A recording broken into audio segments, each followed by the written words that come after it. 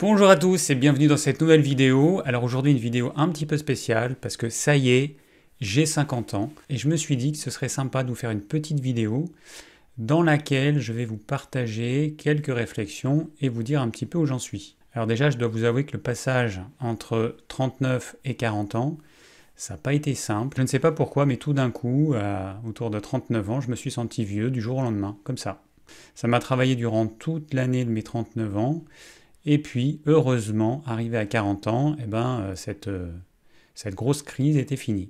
Alors le passage à mes 50 ans, lui, il aurait été beaucoup plus facile de ce côté-là. Alors, je ne sais pas si c'est la maturité ou l'expérience de la crise de la quarantaine, mais en tout cas, ça a été beaucoup plus simple. Et ce qui peut paraître étonnant, c'est que je ne me sens pas plus vieux qu'à mes 40 ans, et même je me sens mieux et avec plus d'énergie maintenant qu'il y a 10 ans. Je vais vous expliquer un petit peu pourquoi. Alors déjà, on a beau être thérapeute et aider les autres à aller mieux, on a parfois le plus grand mal à trouver des solutions pour soi-même. Par exemple, comme vous le savez, si vous me suivez un petit peu, j'ai des problèmes de sommeil depuis 6-8 ans. Alors je ne sais plus exactement quand ça a commencé, parce que ça a été assez progressif, et puis je pensais que c'était... au départ que c'était juste un problème de matelas. Et ces troubles du sommeil, ils avaient pour origine des tensions musculaires dans mon dos. Donc j'avais mes muscles du dos hyper tendus, et donc ça m'empêchait de dormir, puisque la nuit, j'avais l'impression de dormir sur un lit de cailloux, et je passais ma nuit à me tourner, me retourner, avec la sensation aussi d'avoir un peu comme des courbatures en permanence, mais uniquement quand je suis allongé. Donc forcément, c'est pas top pour dormir. Alors évidemment, je suis allé voir des ostéopathes, j'en ai vu 5. Je suis allé voir des acupuncteurs, j'en ai vu 2. J'ai changé de matelas 3 fois. J'ai essayé la phytothérapie, les huiles essentielles.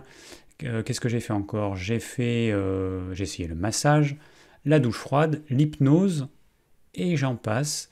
Et j'ai même modifié mon alimentation en supprimant le gluten et les produits laitiers. J'ai aussi fait des jus de légumes pendant 5 ans.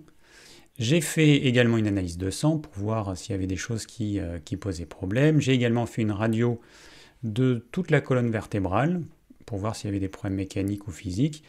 Mais bon, rien. Il n'y avait rien de particulier et aucun thérapeute n'a pu m'aider. Alors j'arrivais à récupérer en partie grâce à des siestes en début d'après-midi, mais bon, j'aurais bien aimé trouver une solution pour ne plus avoir à me réveiller X fois dans la nuit, parce que je peux vous dire que c'est quand même... assez compliqué après d'avoir une journée à peu près normale quand on a eu l'impression de se réveiller 10 fois, 15 fois, 20 fois dans la nuit. Et ces 2 dernières années, ça a été encore pire, avec un paroxysme, on va dire cet été, fin de l'été, début de l'automne, où là j'ai carrément fait de l'insomnie. C'est-à-dire je dormais plus, j'arrivais plus à dormir pendant mes siestes, j'arrivais plus à récupérer. Donc là, ça a été la goutte d'eau qui a fait déborder le vase. Et du coup, je me suis dit qu'il fallait quand même que je prenne le taureau par les cornes. Et c'est là que j'ai commencé à lire plein de livres sur la thématique du sommeil et des troubles du sommeil. Et c'est vrai que ça m'a beaucoup aidé, parce que ça m'a permis de comprendre comment fonctionne le sommeil, et puis de pouvoir mettre en place des choses qui permettent d'avoir un meilleur sommeil, et éventuellement de se libérer de l'insomnie. Donc tout ça, je vous en parlerai dans une ou plusieurs vidéos, parce qu'il y a pas mal de choses à dire, parce que je suis allé dans plein de directions différentes. Ce que j'ai également fait, c'est que j'ai commencé à tester la lumière rouge il y a à peu près 3 mois. Alors la thérapie par la lumière rouge, en fait, c'est des panneaux de LED qui émettent une longueur d'onde particulière de rouge avec de l'infrarouge, et on s'expose à ça un certain nombre de temps par jour. Donc je fais ça depuis 3 mois, et c'est vrai que ça m'a vraiment aidé à mieux dormir. Ça a diminué les tensions musculaires, et j'ai effectivement beaucoup plus d'énergie qu'avant. Alors je dois vous avouer qu'avant de tester, j'étais un petit peu beaucoup même sceptique, mais bon, c'est clair qu'il y a un avant et un après. Alors j'ai prévu de faire une vidéo sur cette thérapie par la lumière rouge et sur l'appareil que j'utilise, pour que vous voyez un petit peu ce que c'est. Donc, après avoir mis tout ça en place, aujourd'hui j'ai retrouvé un sommeil à peu près de qualité. Et surtout, j'ai à disposition des outils qui me permettront de retrouver un meilleur sommeil si j'avais à nouveau des périodes d'insomnie. Donc ça, c'est quand même top. Alors maintenant, au niveau de l'alimentation. Donc encore une fois, pour ceux qui me suivent, vous savez que depuis maintenant quelques années, ça fait à peu près 4 ans, que je mange low carb. Alors low carb, ça veut dire quoi? Ça veut dire pauvre en glucides, donc j'ai diminué drastiquement ma consommation de glucides. Donc j'ai arrêté de consommer au quotidien des féculents, plus de pain, plus de pâtes, plus de riz, plus de pommes de terre, plus de céréales, plus de légumineuses, donc haricots, lentilles, pois chiches. J'ai aussi supprimé du quotidien le sucre, donc plus de desserts sucrés, sauf exception évidemment. Par contre, j'ai continué à manger pas mal de fruits l'été, et je me rends compte aujourd'hui que c'était pas une bonne idée. Parce que non, la nature n'a pas mis les fruits à disposition des humains. Les fruits qu'on consomme aujourd'hui sont 100% une fabrication humaine. Il n'y a pas autant de fruits dans la nature. Et si je résume un petit peu ce que sont nos fruits actuels, ils sont de plus en plus gros, de plus en plus sucrés et de moins en moins riches en nutriments. Donc pour moi, les fruits, c'est des bonbons qui poussent sur des arbres. Alors on va voir comment je vais être l'été prochain avec tous les fruits qu'on a dans le jardin. Je pense que j'en mangerai un petit peu, mais c'est clair, j'en mangerai pas autant que ce que j'ai mangé jusqu'à présent. Donc, j'ai fait du low carb pendant 4 ans, mais ça suffisait pas, parce que ça m'a pas empêché d'avoir des crises d'arthrite il y a à peu près 2-3 ans, ni d'avoir des crises d'eczéma de temps en temps, qui viennent d'ailleurs de ma consommation de fruits. Ça, je m'en suis rendu compte il n'y a pas très longtemps. Et mes tensions musculaires dans le dos, elles n'ont pas diminué d'un chouïa durant toutes ces années, même à mesure que je diminue ma consommation de glucides. Donc, il fallait aller un petit peu plus loin. Et c'est là que le régime cétogène est venu à moi comme par magie, ou presque. Alors pour la petite histoire, c'est grâce à une végane extrémiste pro-HCLF qui a fait une vidéo sur moi en mai 2023, une vidéo qui était assez méchante. Évidemment, j'ai répondu à cette vidéo en juin 2023, j'ai fait 3 vidéos de réponse. Donc merci à cette personne, car c'est grâce à elle que je me suis plongé dans le régime cétogène dès le mois de juin. En fait, le régime HCLF, donc High Carb Low Fat, est un régime qui est très riche en glucides. Bien évidemment, c'est un régime alimentaire complètement déséquilibré, dans lequel on se gave de glucides, de sucre, de fruits, de féculents, en pensant que ça n'aura aucun impact sur le corps. Et puis c'est surtout en pensant que les lipides et les protéines, c'est pas si important, alors que c'est exactement le contraire.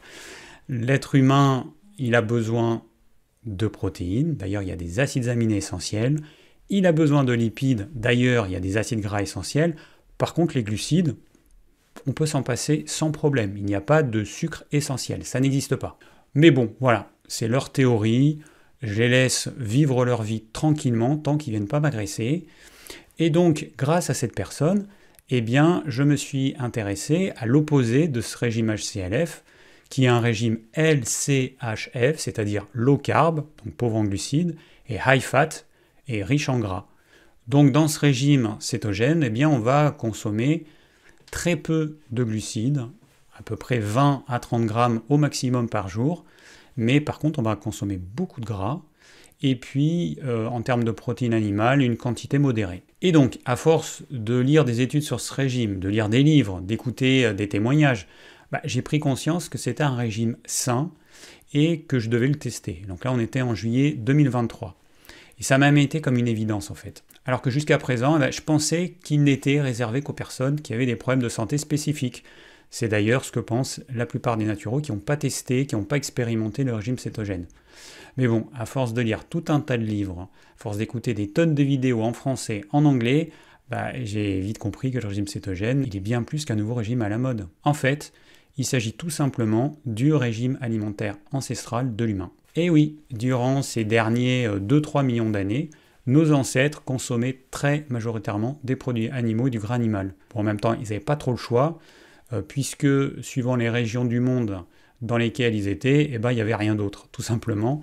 Je vous rappelle qu'on a vécu des ères glaciaires, et puis j'invite toutes les personnes qui pensent que c'est faux à lire quelques livres d'anthropologie, ça leur fera du bien. Et surtout, je vous invite à vous balader dans la campagne, dans les montagnes, partout où vous voulez, quelle que soit la saison. Et la règle du jeu, c'est que vous nourrissez uniquement de plantes, de végétaux sauvages. Et vous allez voir que en fait, il n'y a quasiment rien à se mettre sous la dent. Les vrais fruits sauvages, il y en a très peu. Ils sont peu sucrés et vous ne pourrez jamais atteindre vos besoins en macronutriments, en protéines, en glucides, en lipides et puis en termes de calories en mangeant uniquement des plantes toute l'année. Vous verrez que ce n'est pas possible et que la seule solution, c'est de manger comme l'ont fait nos ancêtres, des animaux, tout simplement. Alors ensuite, on a l'agriculture qui est apparue il y a à peu près 15 000 ans.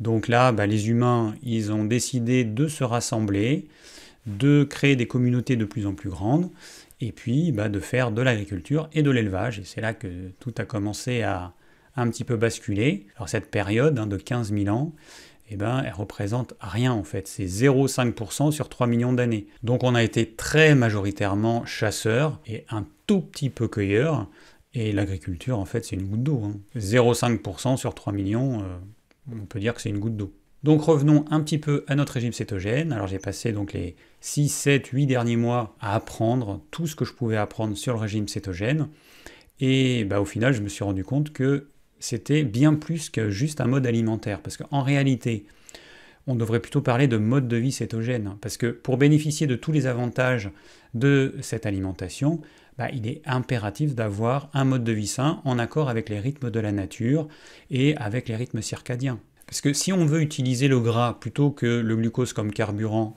et être en cétose nutritionnelle, alors c'est le terme un peu technique pour dire que notre corps produit des corps cétoniques et les utilise. Pour rappel, les corps cétoniques sont naturellement produits par le foie à partir du gras et sont le carburant préféré de plus de 80% des cellules de notre cerveau. Donc pour être en cétose, c'est le terme qu'on utilise, on doit se coucher tôt, avoir un sommeil réparateur, se protéger de la lumière bleue qui nuit à notre sommeil, avoir une activité physique régulière, arriver à gérer notre stress, diminuer au maximum l'inflammation chronique qui touche la majorité des gens, réparer notre intestin poreux, limiter la pollution chimique et se protéger de la pollution électromagnétique, et forcément j'en oublie. Mais évidemment, on doit aussi avoir une alimentation qui soit réellement adaptée à l'humain, c'est-à-dire la plus proche de ce qu'on a mangé durant les 2,5 millions d'années, c'est-à-dire quasiment pas de glucides, et essentiellement des protéines et du gras animal. Donc si je résume, notre corps a utilisé le gras comme carburant principal pendant 2,5 millions d'années, moins 15 000 ans on va dire. C'est un carburant propre et durable qui va générer peu de radicaux libres et qui se stocke facilement. On a, grâce au gras, des réserves d'énergie de minimum plusieurs semaines, en réalité c'est plutôt plusieurs mois. Et à contrario, en termes de réserve de sucre, sous forme de glucose ou de glycogène, on a à peu près 1 jour de réserve. Et ce qu'il faut comprendre, c'est qu'en fait, c'est que depuis peu qu'on consomme autant de glucides, et donc qu'on oblige notre corps à utiliser le glucose comme carburant principal, alors qu'il n'est pas du tout fait pour. Alors là, j'en entends certains me dire qu'il paraît pourtant que le glucose est le carburant favori du cerveau et du corps, on l'entend partout. Les gens qui ne connaissent pas le régime cétogène, ils répètent ça un petit peu comme des perroquets. Bon, ça c'est complètement faux. La réalité, elle est complètement différente de cette fausse affirmation. En réalité, le glucose en excès est un véritable poison pour nos vaisseaux. Et du coup, dès qu'il y a trop de glucose dans le sang, parce qu'on a mangé du sucre ou des féculents, notre corps, il va tout faire pour virer ce glucose du sang, afin qu'il n'ait pas le temps d'agresser nos vaisseaux qui sont hypersensibles à un excès de glucose. Et en fait, ça arrive vite, parce que dès qu'on a 1,4 g de glucose par litre de sang, il commence à y avoir des dommages. Sachant que quand vous mangez un plat de pâtes, ça va monter à 2 grammes, 2,5 g, voire plus pour certains, parce que ça dépend ce qui est mangé avec. Donc la plupart des gens dépassent allègrement les 1,4 g de glucose par litre de sang à l'issue de chacun de leurs repas. Donc même si notre corps préfère brûler le gras, et que le gras est un carburant propre, il n'a pas d'autre choix. S'il y a du glucose qui est un petit peu en excès, il va immédiatement brûler le glucose à la place, même si ce dernier est un carburant sale qui va entraîner la production de radicaux libres et donc une usure prématurée du corps. Donc si le corps il brûle du glucose plutôt que le gras, chez la quasi-totalité des gens, c'est pas parce qu'il préfère le glucose, c'est juste que, comme on lui envoie en permanence du glucose, il n'a pas d'autre choix que de l'utiliser comme carburant s'il veut se protéger des méfaits de cet apport constant et excessif de glucose. Alors je vais vous donner 2 arguments qui me semblent intéressants par rapport à cette problématique de l'excès de glucose. Pour commencer, il faut savoir qu'un nouveau-né est en cétose à sa naissance et le reste durant tout son allaitement. Et il en sort uniquement lorsqu'on commence à lui donner des glucides, donc du sucre. Donc vous avez bien entendu, les nourrissons ont un régime cétogène naturellement lorsqu'ils consomment le lait maternel. Donc pour ceux qui pensaient que le régime cétogène est un régime à la mode, dangereux et non naturel, Bah vous savez maintenant que c'est faux. On est en état de cétose. Alors, voici un autre élément que je trouve important. Ce qu'il faut savoir, c'est que notre corps, il a à peu près 5 litres de sang et que la glycémie à jeun normale, alors normale dans le cadre d'un régime riche en glucides, eh ben, elle est de 1 gramme par litre. Alors je dis normale dans le cadre d'un régime riche en glucides parce que si on diminue notre consommation de glucides, bah forcément notre glycémie à jeun, elle va baisser, elle va être autour de 0,6, 0,7. Bon, on va quand même prendre cette valeur haute de 1 gramme par litre. J'ai 5 litres de sang dans mon corps. Ça veut dire qu'un adulte, il a en moyenne 5 grammes de glucose dans toute sa circulation sanguine. Alors je ne sais pas si vous voyez ce que c'est que 5 grammes, ça fait à peu près un petit morceau de sucre dans toute la circulation sanguine de notre corps. Ça, c'est pour vous donner un ordre de grandeur. 5 grammes. Alors qu'est-ce qui se passe maintenant quand je mange des glucides et avec un repas qui va contenir 100, 200 grammes de glucides? Eh ben, je vais avoir un apport massif de sucre dans mon sang. Alors ça peut être sous forme de glucose, sous forme de fructose, un mélange des deux. La problématique, c'est ça. Mon corps, lui, il a besoin constamment d'à peu près 5 grammes. Et moi, j'en apporte 100 à 200 grammes, c'est-à-dire 20 fois, 40 fois la quantité qu'il y a naturellement dans mon sang.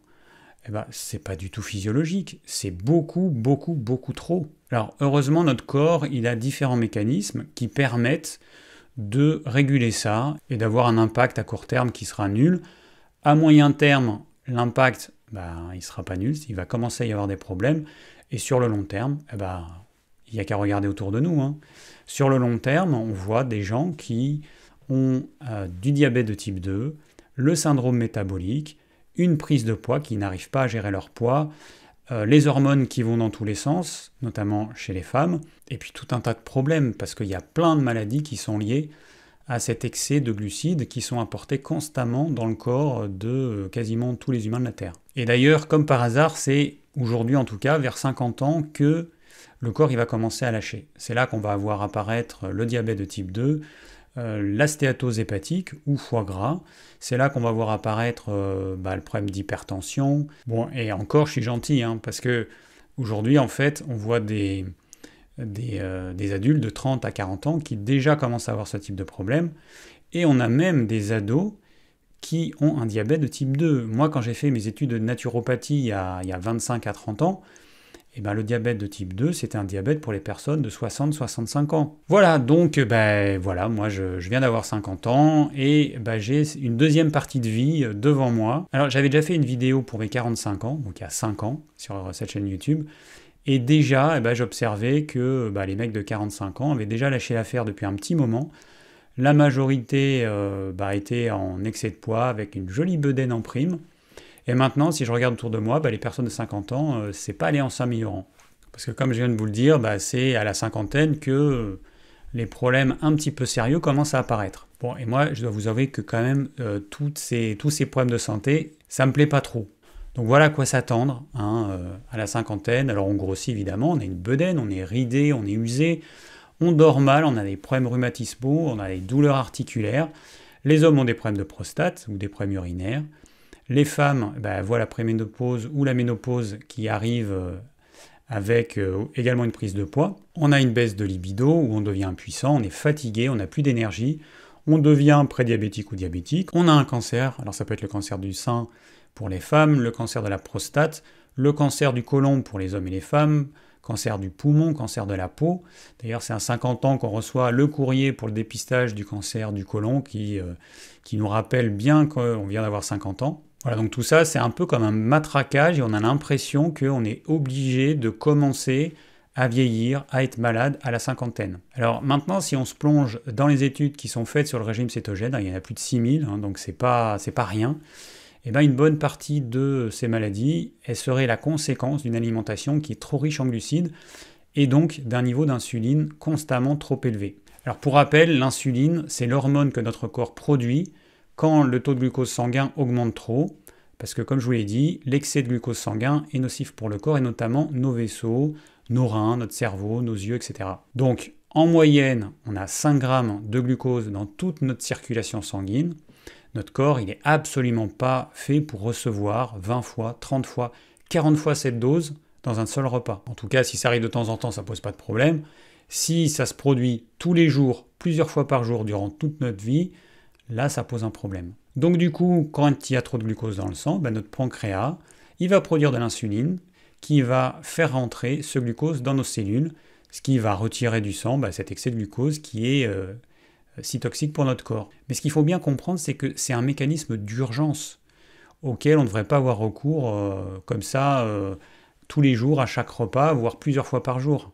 Ça devrait être exceptionnel. Alors maintenant que tout ce glucose se retrouve dans les cellules, il va bien falloir en faire quelque chose. Alors il y a une petite partie qui est transformée en énergie, il y a une autre petite partie qui va être stockée sous forme de glycogène, donc c'est la façon qu'a trouvé le corps pour stocker le glucose qui n'est pas utilisé, enfin une partie du glucose qui n'est pas utilisé, mais en fait la majeure partie du glucose en excès, il va être transformé en gras. Alors encore aujourd'hui, il y a beaucoup de gens qui pensent que le gras qu'on stocke, c'est le gras qu'on a mangé. Non, en fait c'est le sucre, ou alors le sucre et le gras qu'on a consommé qui vont être stockés. Mais dans tous les cas, le déclencheur, c'est le sucre, c'est pas du tout le gras. La preuve, c'est qu'en régime cétogène où on mange 75 à 80% de nos calories sous forme de gras, on a tendance à maigrir. Enfin, on a tendance à maigrir si on a besoin de maigrir. Bon, et quand je parle de sucre, vous avez bien compris que je parle de sucre au pluriel, c'est-à-dire tout ce qui a un goût sucré et tout ce qui est dans la catégorie des féculents. Bon alors, on pourrait se dire, c'est pas bien grave, quelques kilos en trop, c'est pas gênant. Mais le problème, il n'est pas lié uniquement au glucose en excès. Les chercheurs ils se sont rendus compte qu'un niveau élevé d'insuline serait à l'origine de la plupart de nos maladies. Donc avoir trop de glucose nous expose à certaines maladies, mais avoir trop d'insuline produite constamment, ça nous expose à d'autres maladies. Et le problème, c'est que dans quasiment tous les pays du monde, on consomme beaucoup trop de glucides, et ça entraîne un niveau d'insuline qui est constamment beaucoup trop élevé. Alors peut-être que certains se disent, moi je consomme pas trop de glucides, je pense que je suis pas concerné, j'aurai pas de problème. Détrompez-vous. Je vous invite à calculer sur une journée votre consommation de glucides et vous verrez que vous en consommez 200, 300, 400 grammes de glucides, voire plus.